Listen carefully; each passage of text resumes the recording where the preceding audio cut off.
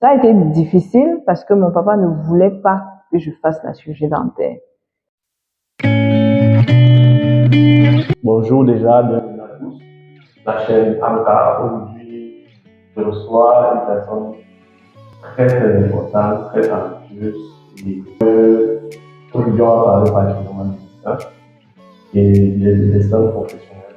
Parce que les gens disent que leur passion, je crois que l'on dit à la fin de la journée, il y a des individus. Donc, bonjour Diane. Bonjour Amel.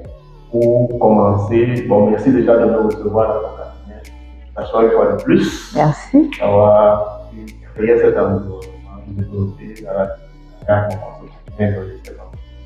À ça. Et du temps, donc vraiment, félicitations. Merci.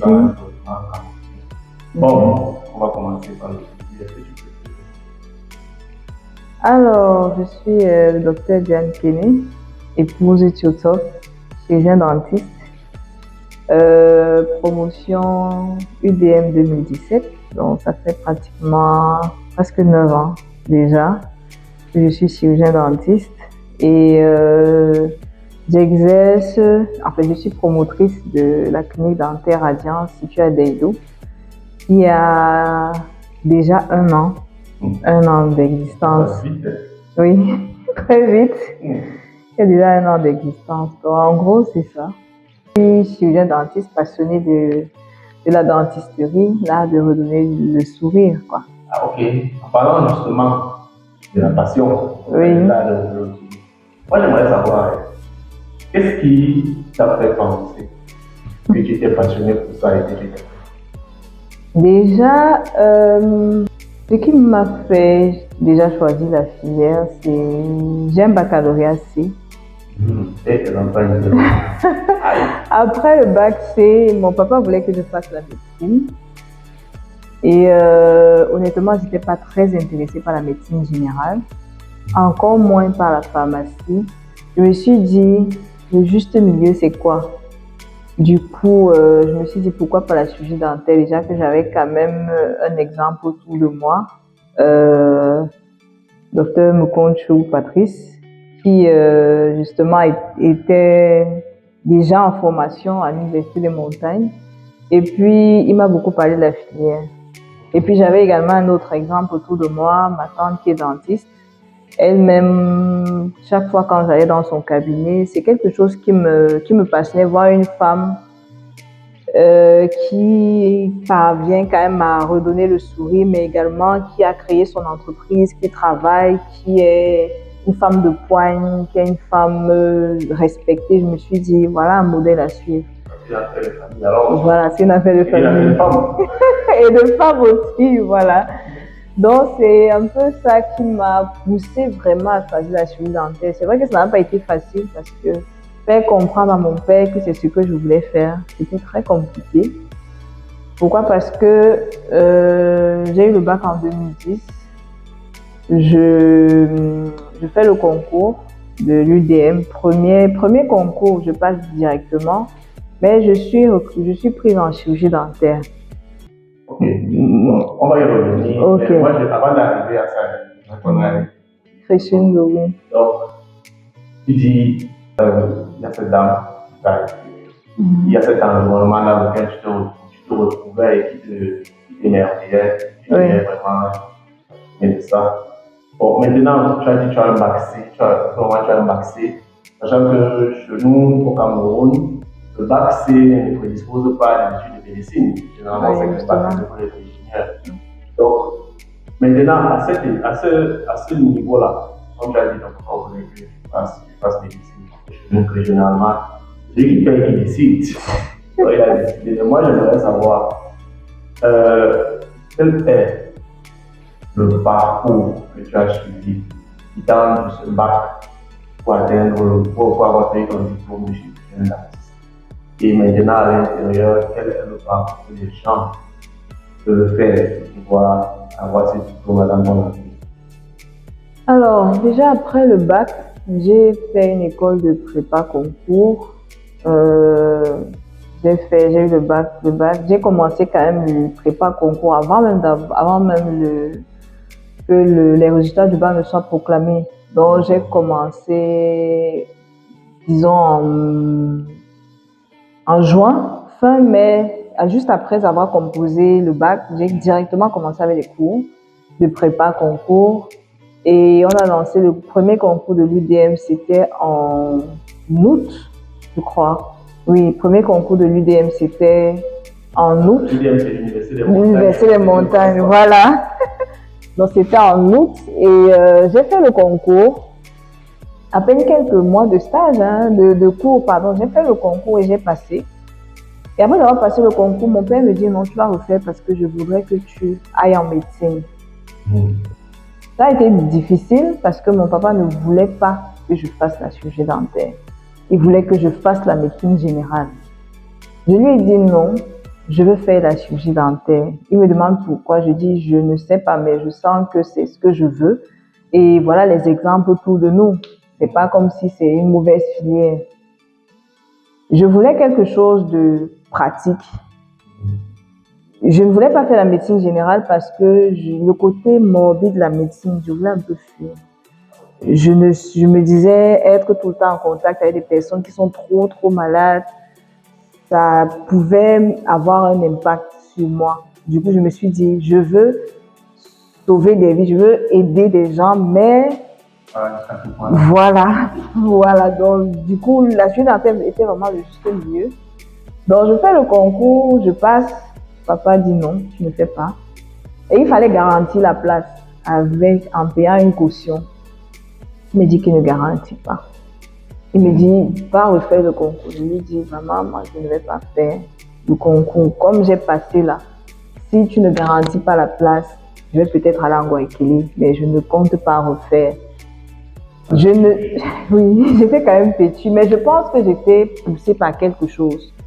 C'est pour ça que je défendais cette conviction-là. Et je ne sais pas pourquoi, à cette période-là, je défendais avec une telle âme. C'est peut-être maintenant que je comprends ce qui me motivait.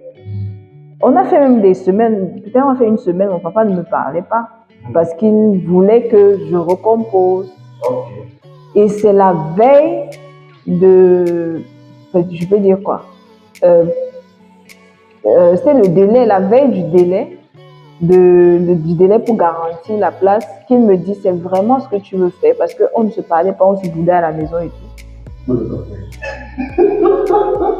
Voilà. Donc, c'était la veille, il me dit c'est vraiment ce que tu veux faire. Je lui ai dit qu'est-ce que je veux faire. Et il a dit ok, d'accord, il allait garantir et j'étais contente. Donc, tout juste les vacances entamées, là, je savais déjà ce que je devais faire. Et très rapidement, mon père on est allé m'inscrire, on m'a trouvé une chambre et on m'a acheté mon nouveau laptop.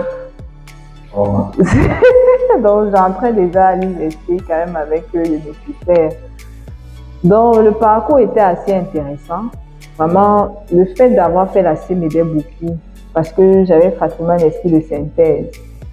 Je comprenais facilement également, donc j'ai pas trop peiné à l'école. Je peux dire que j'étais quand même parmi les meilleurs, j'étais quand même parmi les majors à l'école. Donc j'ai pas trop peiné à l'école. On fait un parcours de première année médecine, tronc commun avec les médecins et les pharmaciens. Après, à partir de la deuxième année, on commence à avoir quelques matières de spécialité. Mais les matières de spécialité viennent vraiment à partir de la troisième année. Et purement spécialité maintenant 4e, 5e, 6e année. Voilà. Et après, on soutient une thèse. J'ai fait ma thèse sur les manifestations bucco-dentaires de l'infection à VIH chez les enfants.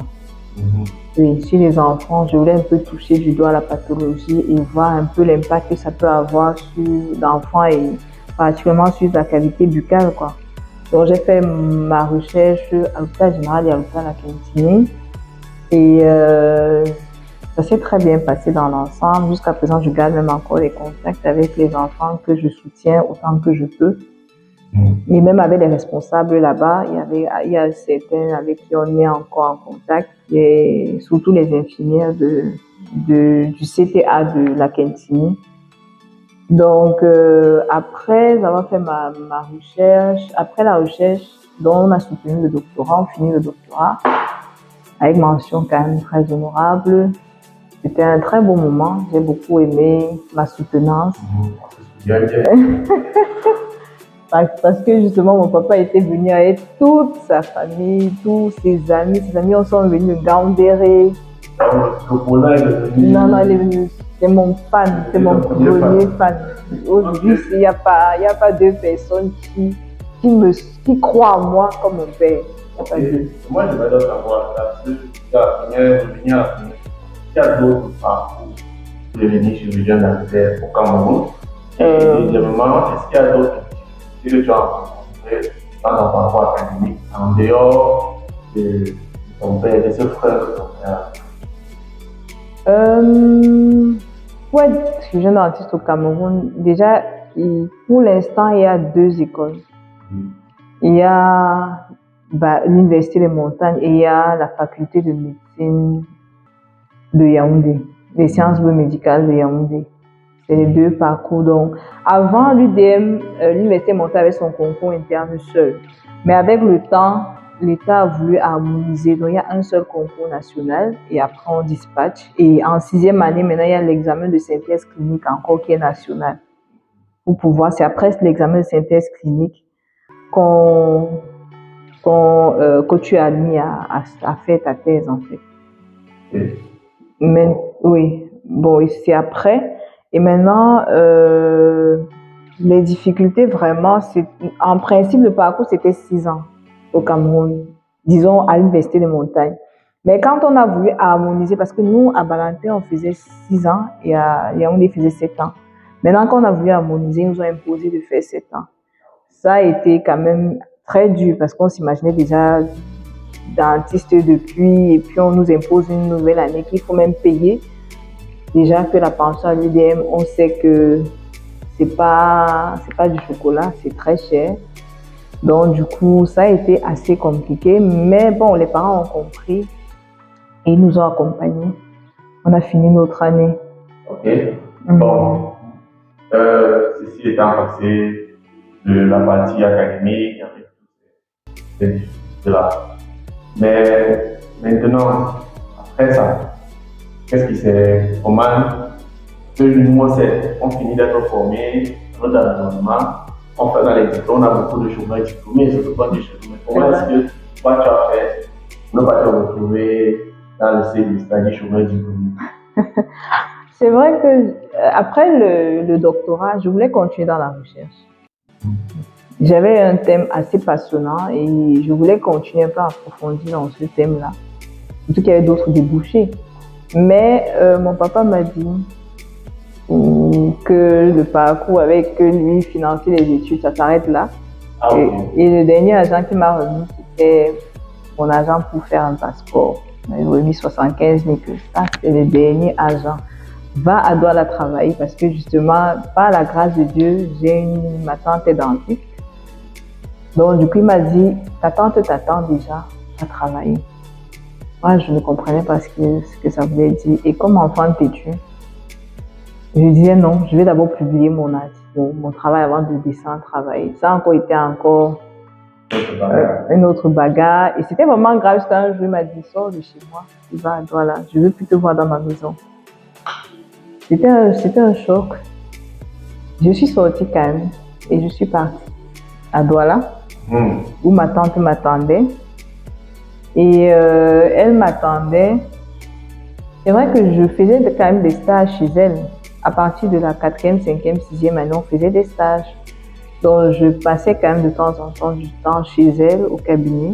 C'est vrai que je ne travaillais pas encore de façon continue et elle hésitait encore à me passer les patients. Du coup, elle m'attendait de pied ferme parce qu'elle se disait que bon, comme je passais de temps en temps, je jouais l'étudiante là, elle s'attend à ce que bon, peut-être elle aura beaucoup de reproches à me faire et tout.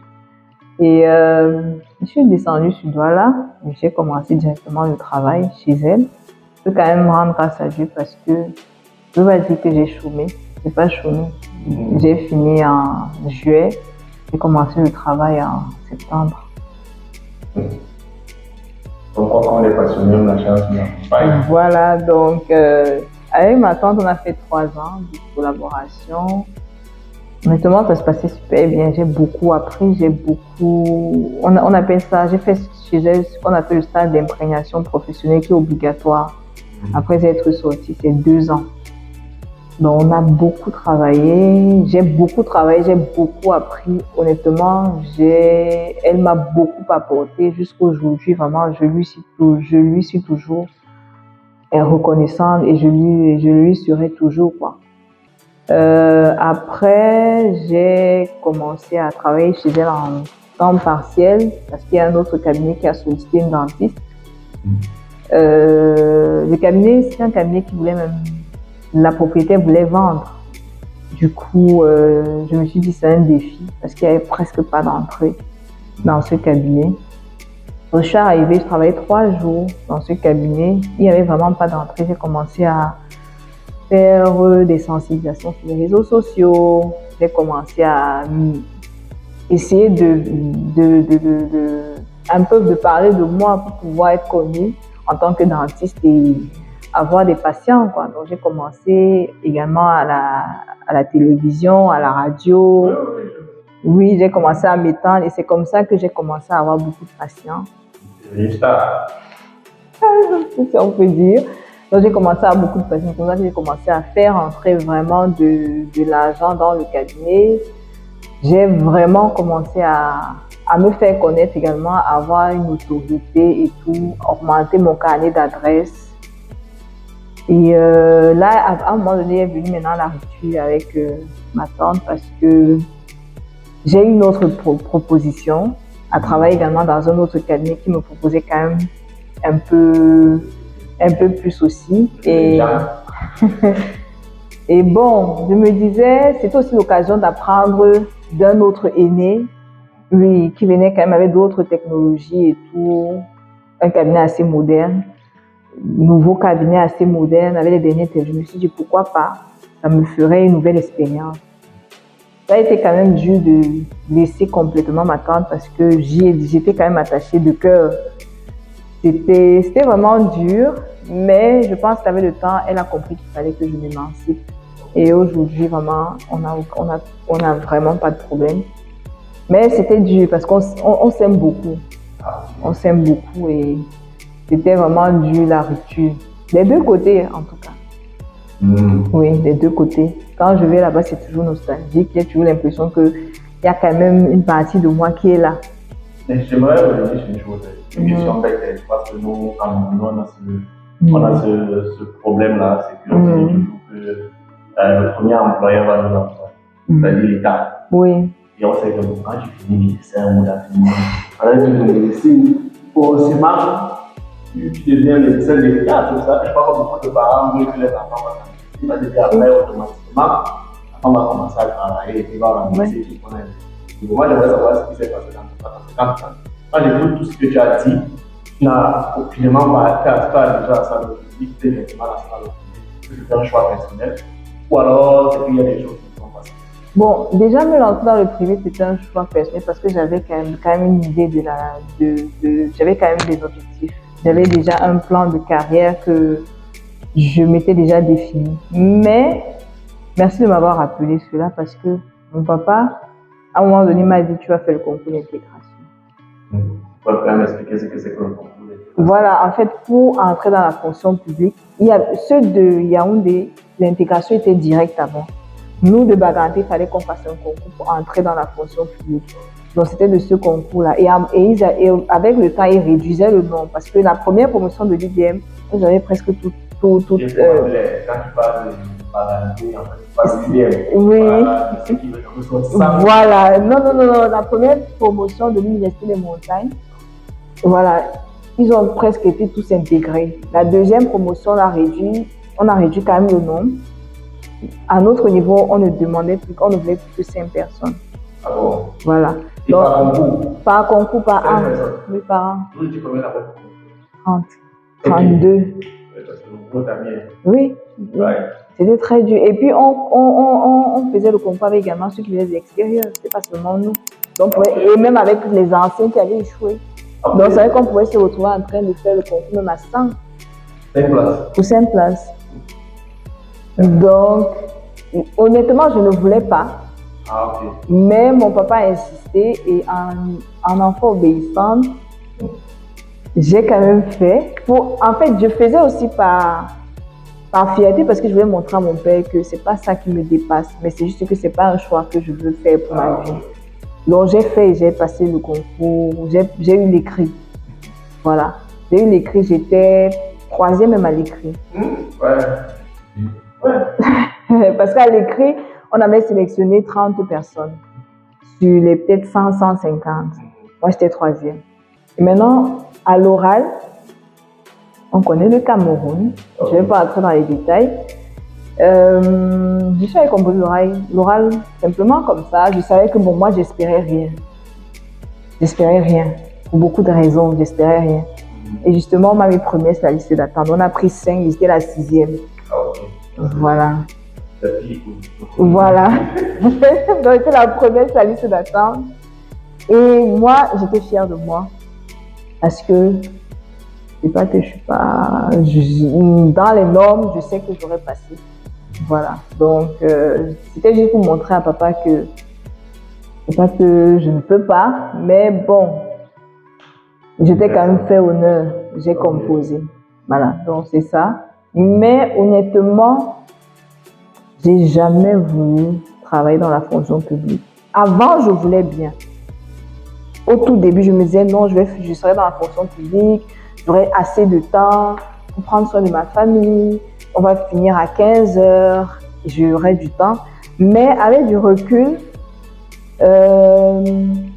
j'ai fait mon stage de 5e année dans un hôpital de la place, dans un hôpital district de la place, et honnêtement, j'ai dit plus jamais dans un hôpital public. Ah bon, donc en fait, c'est l'hôpital public oui. qui a motivé ton choix. Qui a renforcé mon choix. Oui, qui a renforcé mon choix. C'est que généralement, pour nous qui sommes moins des mortels, on choisit souvent les personnes qui gagnent de l'argent en termes de salaire, en termes d'avantages. Oui, bon, c'est pas faux, mais le truc, c'est que les conditions également de travail. Parce que le public, c'est pas toi qui vas décider du matériel que tu auras à disposition. On peut donner une pâte, te donner le simple l'hypochlorite pour désinfecter le matériel. Du coup, est-ce que tu vas passer ton temps à transmettre des maladies aux patients? Comment est-ce que tu vas faire? Il n'y a pas le matériel, du coup, tu vas rester un dentiste fermé. Parce que même le B à bas de la dentisterie, à un moment donné, ce sera même déformé parce que tu n'auras pas le matériel. Soit tu te bats, tu investis.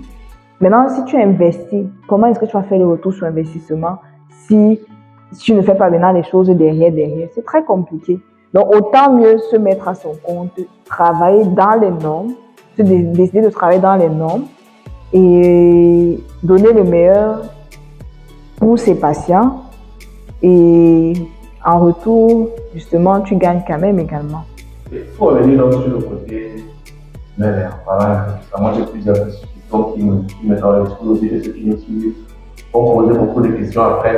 Mais déjà, j'aimerais savoir, parlant du métier du chirurgien, pourquoi est-ce que j'ai très peu, je ne sais pas, mais j'ai très peu vu, il faut parler dans les hôpitaux, un espace pour les dentistes, les chirurgiens dentaires. Je prends l'entendre beaucoup parler de ça dans les cabinets.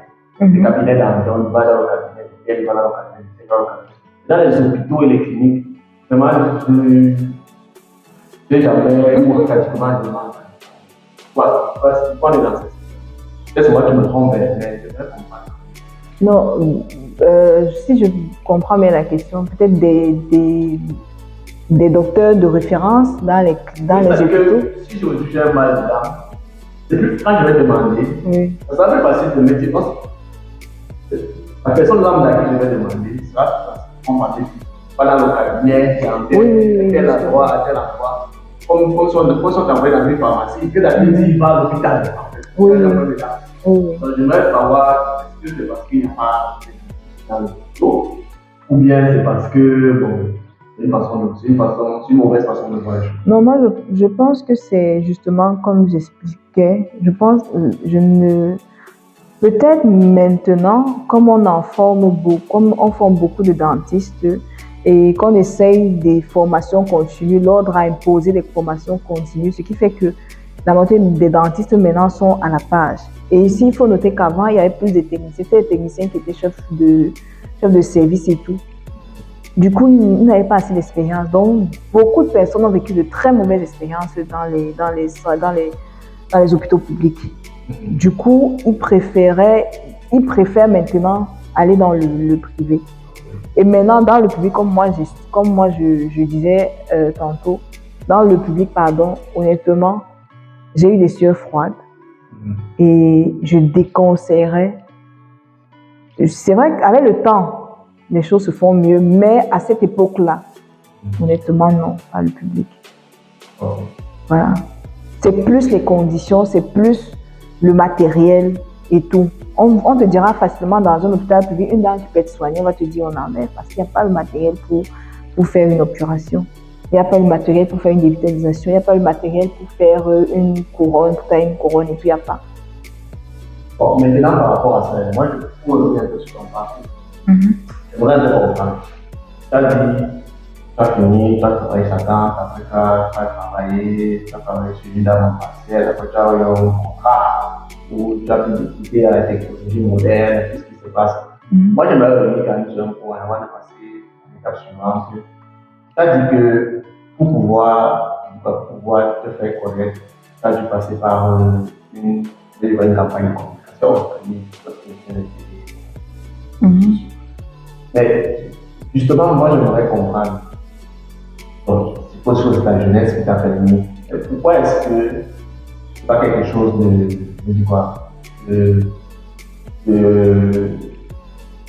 on dit en anglais, c'est quelque chose que tous les dentistes font. C'est-à-dire que c'est un métier, je suppose bien qu'il y a beaucoup dans le privé, qui est un métier mais pourquoi est-ce que c'est pas quelque chose qu'on ces campagnes ces campagnes de à la santé, de promotion même, je vais comprendre pourquoi est-ce que c'est pas pour même.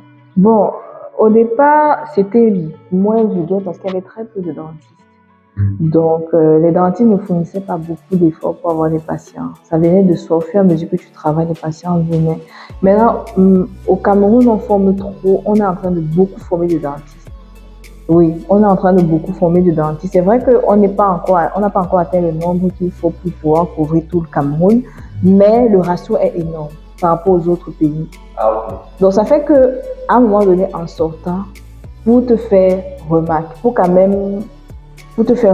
ou alors pour qu'on puisse prêter quand même attention à toi, il faut penser à quelque chose, à ce que tu vas pouvoir apporter également aux autres. Donc tu veux démarquer de manière. Voilà, il va être positif. Il y a beaucoup de concurrence. Voilà, il y a la concurrence et il faut se démarquer de façon positive. Il faudrait qu'on te voie. Parce qu'il faut aussi noter que la population camerounaise n'est pas assez sensibilisée pour les problèmes de santé bucco-dentaire. Pas du tout. On sait qu'on va à l'hôpital parce qu'on a mal. Or, la carie dentaire, quand on a mal, c'est que c'est déjà grave. Voilà. Donc, du coup, ça même encore, il fallait pouvoir sensibiliser la population pour qu'on ait la chance quand même d'avoir des personnes qui viennent à l'hôpital, au cabinet et disent que je viens pour un check-up. Je viens pour qu'on vérifie. Je viens pour voir. Je n'ai pas mal, mais je veux voir si... C'est au fur et à mesure, à force de sensibiliser, qu'on rencontre ce genre de personnes.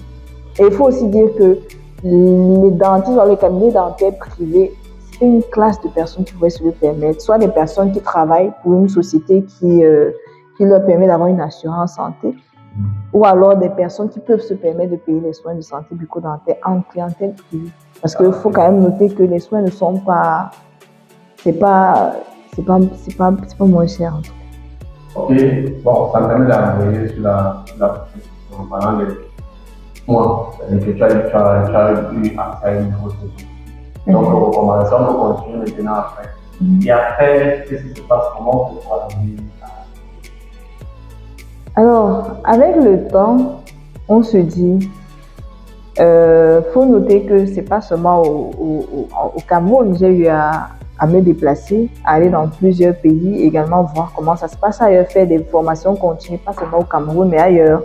Du coup, ça fait qu'on est plus in touch avec la technologie et le carnet d'adresses également grandissant, on se dit, Je travaille ici, je travaille là-bas, mais ça devient lourd de tout le temps devoir se déplacer d'un cabinet à un autre. On se sent fatigué, on se sent submergé également. Et on se dit, mais pourquoi pas tout ce que j'apporte aux autres,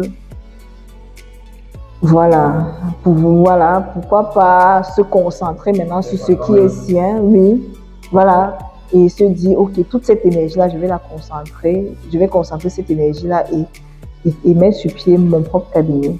Donc, je vais prendre ce que j'ai appris ici, ce que j'ai appris là-bas, et le carnet d'adresse qui se fait également grandissant, pourquoi ne pas maintenant canaliser tout ça et faire quelque chose. Bon, j'imagine que c'est vrai que de plus en plus, on voit des cabinets dentaires dans notre environnement.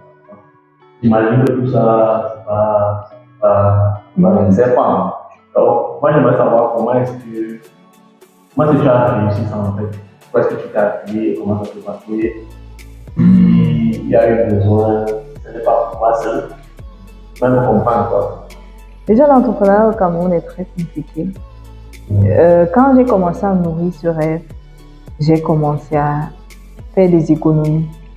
Comme tu dis, c'est pas du jour au lendemain qu'on va se permettre d'investir des dizaines de millions sur quelque chose. Donc, il faut se lever tôt. Il faut préparer, il faut réfléchir, il faut saisir les opportunités. Quand c'est les opportunités, tu peux voir peut-être un matériel très important, vendu en occasion, mais de très bonne qualité. Tu dis, ah, je vais acheter ça, je dépose, ça peut servir. Ah, ok. Ça là, je prends, je mets de côté, ça peut servir. Et crois-moi, ça sert toujours. Et donc, en fait, c'est comme s'il y a toujours une petite voix. Moi, je l'appelle la voix, là, le Saint-Esprit qui te dit que, voilà, il y a un truc, tu ne peux pas expliquer, qui va te dire que ça là, ça peut servir. Prends, tu mets de côté. Voilà, donc c'est un peu comme ça. Je me suis dit, j'ai un projet, plus tard je vais avoir mon cabinet, qu'est-ce que je fais? Donc quand je travaillais, j'économisais. Je travaille, j'économise. Je ne suis pas... je suis quand même quelqu'un d'assez rigoureuse quand je veux quelque chose. Et je sais, et je sais me priver. Voilà, je sais me priver. Je me contente du minimum possible. Et le reste, je décide d'épargner. Du coup, j'ai épargné. Et mon premier investissement, le premier endroit où je voulais m'installer, j'ai vu, c'était top. Le géomètre a validé que l'emplacement est top parce que nous, on suit un plan.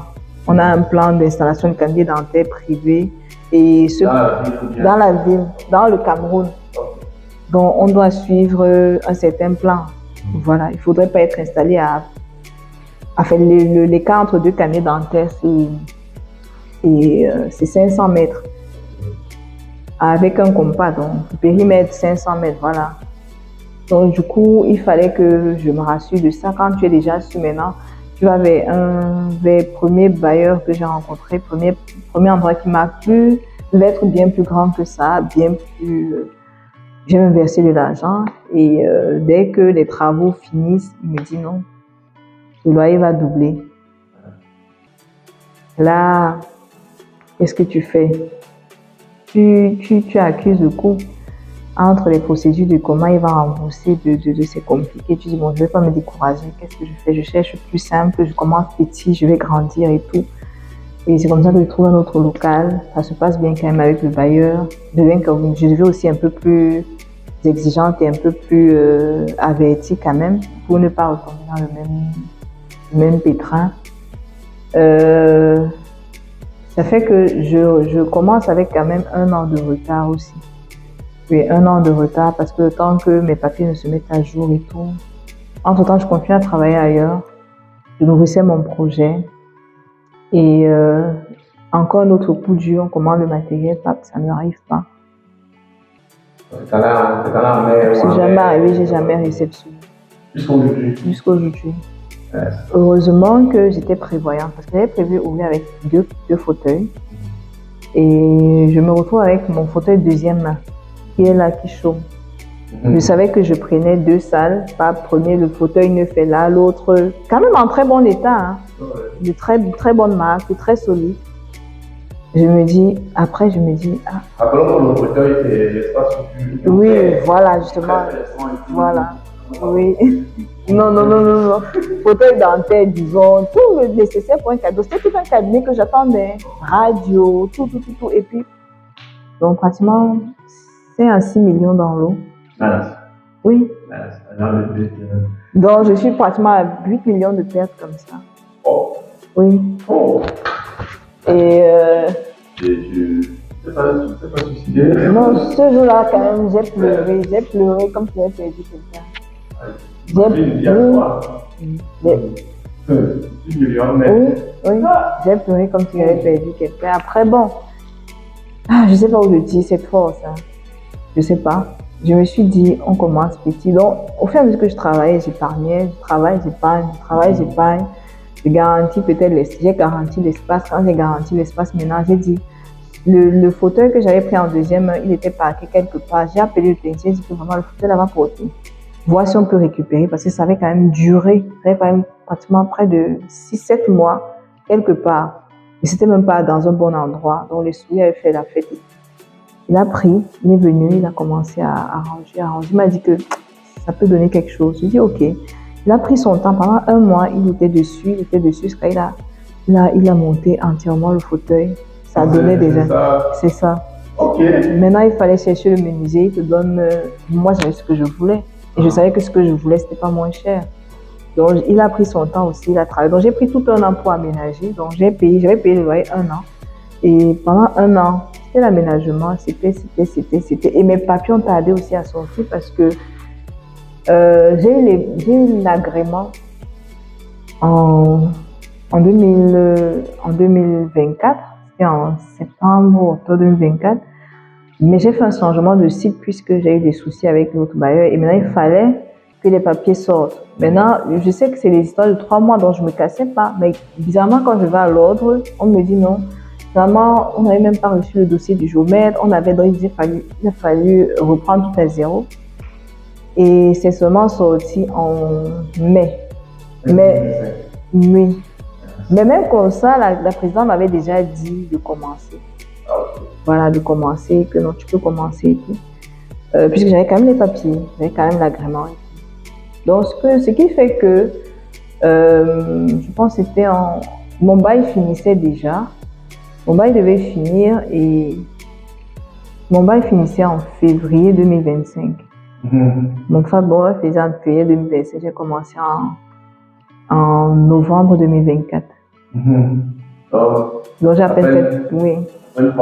Après 3 mois, je devais déjà commencer à payer. Wow. Et il fallait payer. Par la grâce de Dieu, j'ai commencé à travailler et c'est comme ça que je peux dire que c'est Dieu qui gère, c'est le Très-Haut qui gère parce que les papiers, on les faisait au fur et à mesure parce que les papiers sont sortis en mai. Donc c'est en mai qu'il fallait maintenant que je fasse toute la paperasse nécessaire. Mais je recevais quand même déjà les patients depuis pratiquement 6 mois. Hein. 6 mois plus tard que mes papiers sortent, il faut maintenant courir, se mettre à jour, machin. Donc, je remarque en fait que sur tout le parcours, c'est vraiment un parcours du combattant. C'est pas un parcours facile. Il faut se lever tôt. Mais moi, j'aimerais savoir, est-ce que en dehors de la partie administrative, je dis quoi, de ces catastrophes que tu as vécues, qu'est-ce qui te motivait à continuer malgré tout ça? Parce que vraiment, beaucoup, moi le premier aurait abandonné. Donc, qu'est-ce qui t'a motivé? Quels sont les leviers sur lesquels tu t'es appuyé pour pouvoir continuer malgré tout? Je continue. Ce qui me donnait la force de continuer, c'est le fait que mon téléphone ne cessait de sonner parce que les patients voulaient des soins. Oui, c'est le fait que je savais que non, tu as déjà ta place. Peu importe les difficultés que tu rencontres, on te connaît déjà. Ton numéro de téléphone continue de faire son bout de chemin. Donc tu t'arrêtes comme ça, c'est toi qui perds. Donc c'est ça qui me donnait la force de me dire non, j'ai déjà une patientèle, j'ai déjà un nom. Et si je m'arrête là, vraiment, c'est moi la grande perdante. Et c'est ça qui me donnait la force parce qu'en fait, je pouvais dire que je vivais au jour le jour. Donc je travaille, je gère ça, je travaille, je gère ça, je travaille, je gère. Donc c'était un peu comme ça. Je travaille et le cabinet se faisait également au fur et à mesure. On travaille, on parvient à mettre ça, on travaille, on parvient à acheter la télé, on travaille, on parvient à faire ceci. on travaille, on fait comme ça. Donc, j'avais commencé avec le basique, réception, fauteuil, armoire et quelques consommables et tout. C'était tout. Maintenant, au fur et à mesure que le temps passe, on travaille, on achète ci, on travaille, on achète ça, on prend tel matériel, on fait ci, on fait ça. Jusqu'aujourd'hui, c'est ce que je fais. Et je peux d'ailleurs continuer parce que quand tu es venu, quand c'était encore hier, ah oui, à Kaï. Comment c'est évolué, il y a le personnel. Oui, le personnel, oui. Je n'avais qu'une seule personne. Oui, c'était seul. Après, il y a deux personnes. Oui, c'était même 3. C'était 3. Oui. Donc, ma félicitations encore une fois de plus. Ah, merci. Moi, j'aimerais savoir, quels sont les, en dehors de ton plan que tu as réalisé, quelles sont les différentes possibilités qui sont à quelqu'un qui se lance dans le métier de chirurgien dentaire? Il y a plusieurs. Bon, après l'obtention du doctorat, donc, il peut décider d'aller directement faire des formations ou alors un diplôme de faire un diplôme universitaire, être un spécialiste, parce qu'il y a plusieurs spécialités. Il y a ceux qui s'occupent particulièrement des enfants, il y a ceux qui vont s'occuper d'aligner les dents, il y a ceux qui vont, les chirurgiens même, il y a ceux qui vont faire la prothèse. Bref, il y a beaucoup de spécialités. Maintenant, on peut se spécialiser. On peut décider de faire un DES, certaines formations, alors spécialités pour enseigner dans les universités également. On peut décider d'aller à la fonction publique, d'être fonctionnaire à vie. Ça dépend. On peut décider même de faire un master en santé publique et de postuler pour travailler dans des ONG également. Ok. Bon, si on est là vers la fin, je te remercie encore pour ton temps. Mais j'aimerais savoir, pour pouvoir conclure ma question. Première question, c'est de savoir, aujourd'hui, avec l'expérience, tu n'as pas encore beaucoup de chemin. Il y a encore beaucoup à réaliser et tu n'en fais pas. J'aimerais savoir déjà, quelles sont tes ambitions personnelles?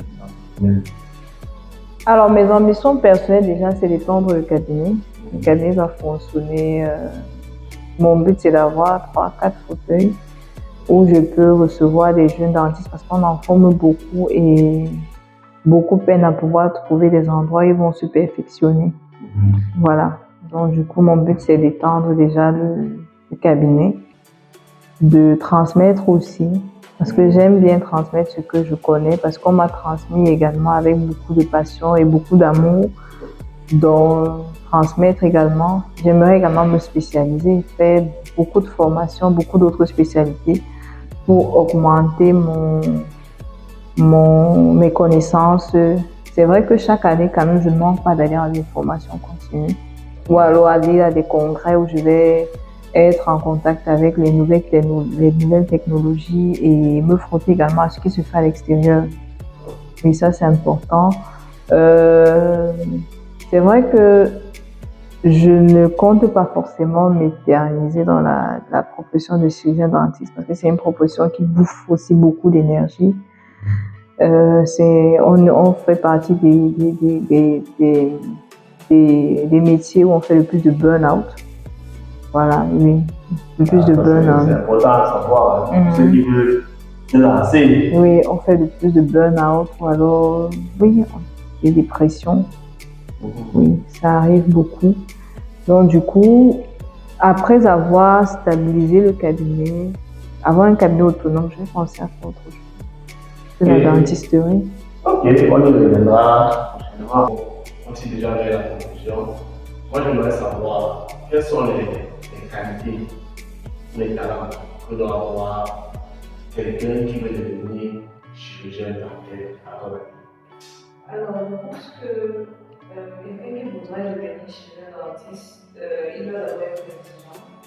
Il doit être exigeant, il doit être assez discipliné. Il doit aimer également l'art.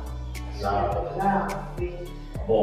Oui, parce qu'il est vraiment des dessinateurs ou bien quelqu'un qui sait assembler des choses, parce que très souvent c'est un peu ça notre métier. Voilà, il doit également être un bon picoleur, parce que notre métier également demande à savoir comment contrôler, comment mettre les choses les unes sur les autres de façon harmonieuse et tout.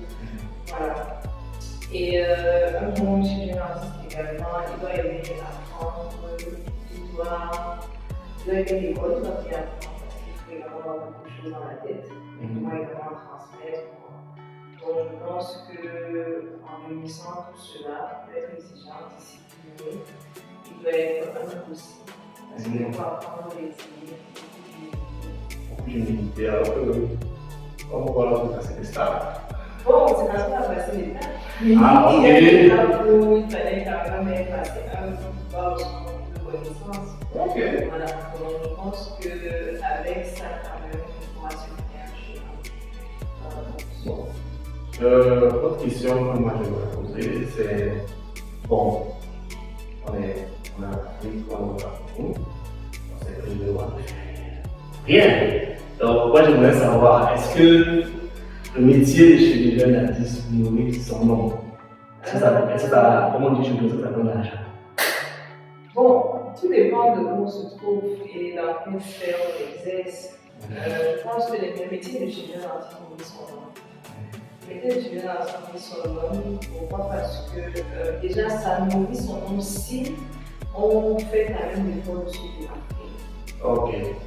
C'est un métier qui est payé, que ce soit dans la fonction publique, que ce soit dans les privés, c'est payé, ça c'est sûr.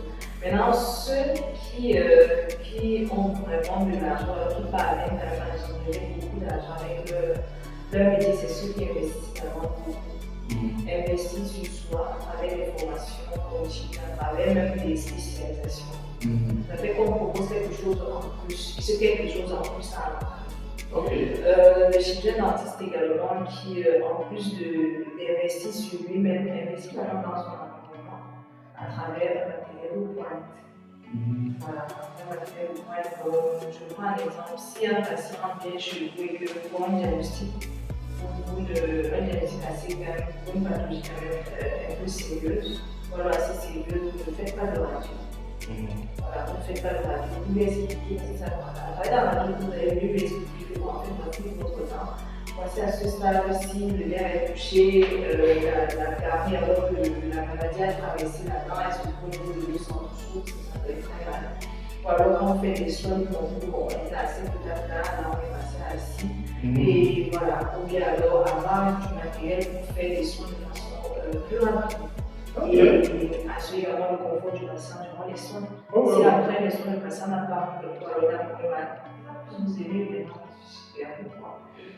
Voilà. Et je peux confirmer parce que quand je vois comment le parcours que j'ai eu avec les soins dentaires, je pense qu'aujourd'hui, je n'ai pratiquement pas eu mal. Donc, vraiment, merci à toi. Donc, du coup, je pense que je suis un artiste qui peut gagner beaucoup d'argent dans son métier. Il doit investir. Investir sur lui, investir. Donc, ok.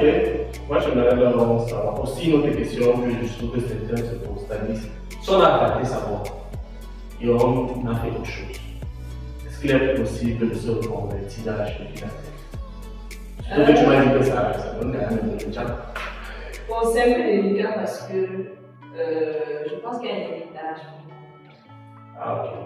Il y a un héritage pour les concours de médecine et médecine pharmaceutique dentaire. Il y a un héritage. De façon générale. C'est vrai qu'à l'UNEM, avant, il n'y avait pas de limitage.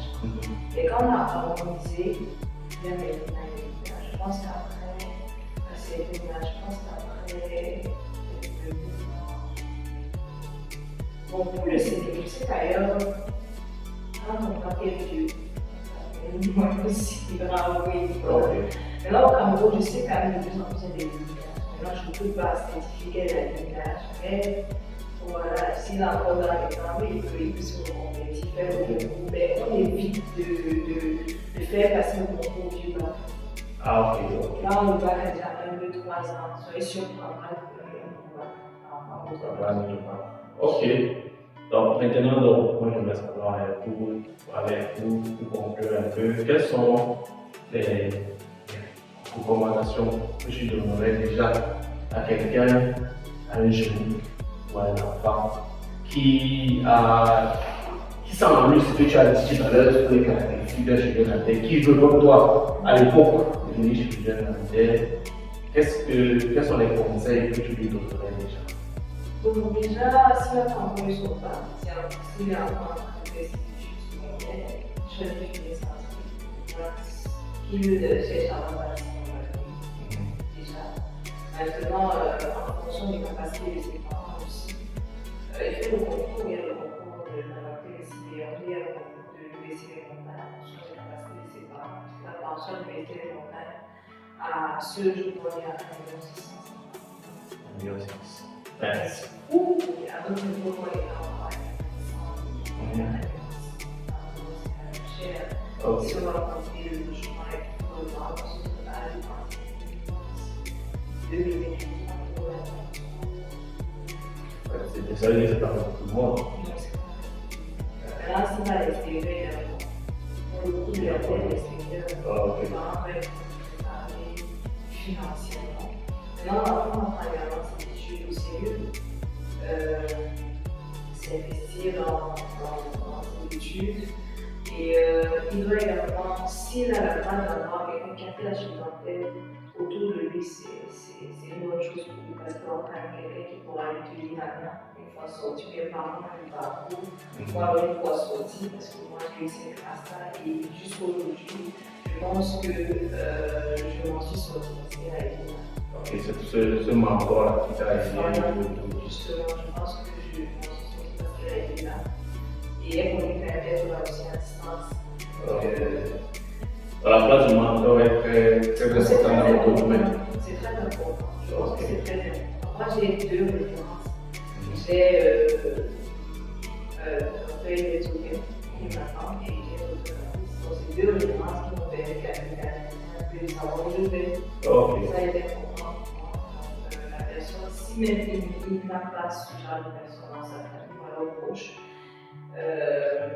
il peut également commencer déjà à chercher, peut-être dans son enfance, la vie, c'est voilà, c'est comme ça, elle est en donc, demander des stages très tôt. Aller pour se faire connaître également, bien se comporter durant le stage et se battre à être une pour ne pas être un poids. Donc, même pendant la formation, il faut se démarquer. Oui, même pendant la formation. Pas seulement dans le fond de la Ok. On remarque très tôt. Quelqu'un qui peut être intéressant. Si le dentiste est en train de travailler et puis vous êtes de l'autre côté, donc, quand aussi, c'est ce qu'on fait. C'est ce qu'on voit justement dans la dentaire. Quelqu'un qui a 4e année, vous êtes en train de faire des soins assez intéressants pour une 4e année. Il va devenir qu'il sera quelque part en petit. Il va faire autre chose. Et maintenant, pour la deuxième acteur, le prépondérant, les porteurs, comme on dit chez nous. Parce que tout à l'heure, tu parlais de la principale difficulté, c'est justement ton père. Mais maintenant, pour les. Qu'est-ce que tu donnerais comme conseil aux parents maintenant qui t'ont été, qui t'ont suivi et qui ont vu en leur enfant les capacités que tu viens d'énumérer? Qu'est-ce que tu leur recommanderais de faire de ce pays? Quelle attitude tu devras avoir? Est-ce qu'on a le temps pour faire l'attitude qu'il devra avoir? Moi, je pense que les parents devraient déjà accepter le choix de l'enfant. Devraient encourager l'enfant, ça a besoin d'encouragement, on a besoin de savoir qu'on a des personnes qui nous soutiennent, que ce soit physiquement, spirituellement, financièrement. C'est très important pour le parent. Les parents ont besoin de sentir ça. Ok. Ouais, il y a besoin de sentir qu'il y a des personnes et que les parents sont là pour lui. Voilà. Quand on a les moyens, il ne faut pas hésiter à investir dans l'enfant. Investir pour qu'il se qu'il découvre. Il faut également savoir que la formation ne s'arrête pas uniquement après une formation de donc, même quand on apprend une formation, il est également une chance. Il n'y a pas quelqu'un, l'ami de quelqu'un qui fait dentiste ici, il n'y a pas. Chercher les connexions pour l'enfant en fait. Ok. Chercher le réseau. Le réseau pour l'enfant, ça fait partie de ceux qui pensent que c'est pas parce que l'enfant a a eu le diplôme qui est que le travail du parent Le travail du parent est pas seulement là. Le travail du parent, c'est aussi savoir comment je peux faire pour canaliser mon enfant. C'est pour ça qu'il faut se faire une bonne relation. Ok, non, pour le parent. Oui, moi je prends un exemple. Le cabinet dans la maison où j'ai travaillé, c'était toujours une conversation. Ah, ok. J'ai connu le monsieur parce que c'est l'ami ou un de grand ami de mon papa. Ah oui, j'ai aussi un ami qui est dentiste, là, il est revenu, il a revenu, monsieur, je savais parce que je venais de la part de lui. Ah, ok. Il m'a reçu, Dieu merci aussi, je me comportais bien. Ok. Oui, je me comportais bien, j'étais assez polie, assez courtoise et je faisais par exemple ce que je savais faire. Donc quand il a eu besoin d'un personnel, il m'a sollicité naturellement. Tu as répondu présent. Oui, j'ai répondu présent. Bon, maintenant, en parlant justement. Et je dois dire que quand il avait besoin de quelque chose, j'étais déjà envoyé quelque part. Il a demandé des signes, je cherchais déjà aussi à aller à l'école. Quand j'ai envoyé 3, c'est pas mieux qu'elle le mien. Et il m'a choisi. Parce que justement, dans mon CV, il y avait des endroits qui me disaient qu'avec la il avait des qualités qu'il recherchait. Ah, ok. Non, c'est intéressant. Voilà. Ça me permet justement de. Tu parlais de CV, de la recherche d'employés et tout. Donc, ça me permet de poser cette question. Est-ce que le métier de chirurgien dentiste a un avenir au Cameroun et en Afrique selon toi?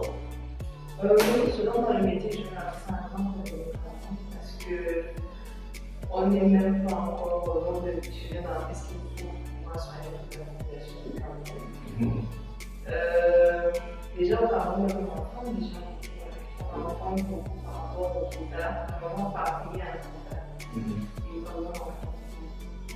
C'est une profession qui a de l'avenir parce que les mentalités évoluent, les gens prennent de plus en plus soin de soumis important.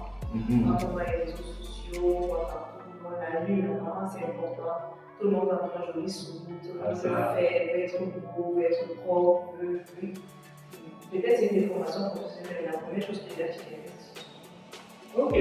donc du coup, on veut être bien présentable, on veut prendre soin de soi. Du coup, on aura toujours besoin d'être c'est indispensable. Et aussi, le travail de sensibilisation n'est pas encore ça. Donc, il y a beaucoup même de gens qui ignorent encore, qui ignorent l'importance d'aller voir un dentiste. Très souvent, là, on se fait son travail, on s'est dit parce qu'on a un masque déjà Ah, ok. il va déjà beaucoup dépenser de l'argent. Donc, quand on va avoir un check-up, on fait une fois là, on est sûr que le médecin, il va réduire si c'est poches qui vont moins souffrir. Okay. Et il va mieux se porter. Ok, ça c'est quelque chose que j'ai appris.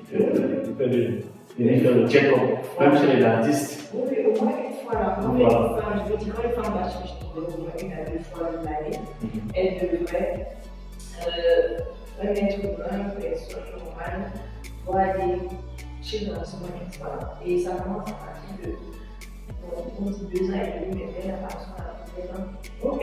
pour le dentiste. Chaud, hein? Oui, c'est chaud. Toute la famille, il y a des personnes qui se retrouvent aujourd'hui avec des vraiment maladies parce qu'on n'a pas fait ce travail. Si c'était avec une jeune artiste ou une c'était à lire avec moi et là, ils vont être en train de travailler. Ok.